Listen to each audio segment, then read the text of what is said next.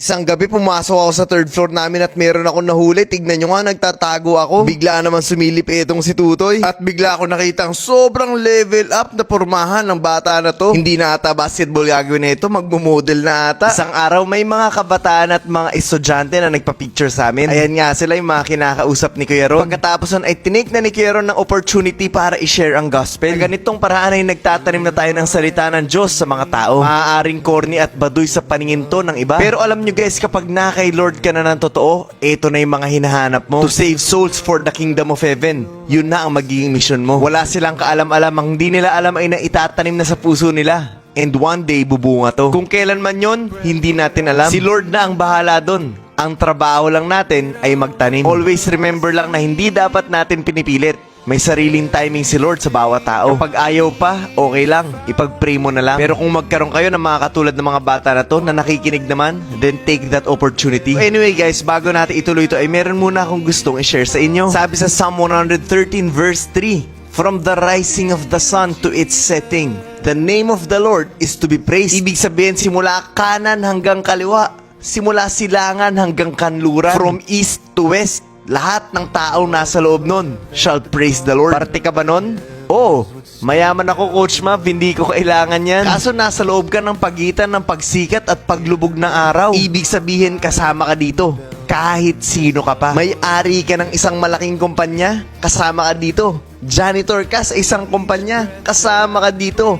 Presidente ka ng isang buong bansa, kasama ka dito. Kung sa tingin mo ay hindi mo to kailangan, nagkakamali ka. Kung sa tingin mong ikaw ang binibigyan ng papuri ng mga tao at nalunod ka doon, ay gumising ka na. Pero kung ayaw mong isuko ang buhay mo sa Panginoon dahil Diyos mo ang sarili mo, ay wala po kaming magagawa but to pray for you that one day you will understand. Sa ngayon, hindi pa huli ang lahat. Pero pwedeng dumating yung araw na huli na ang lahat. Now, today is the perfect time to praise the Lord.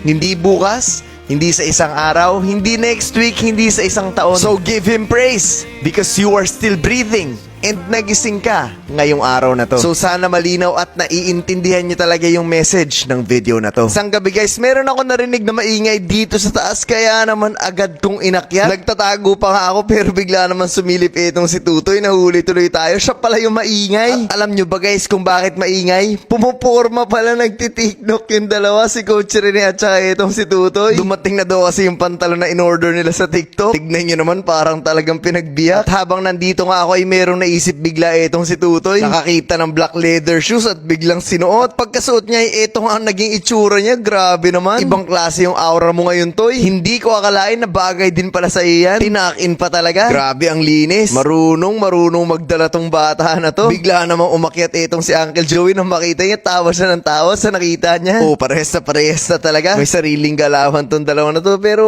okay naman, nadala naman. Pormahan kaya talaga natin to si Tutoy. Ito talaga total makeover na to.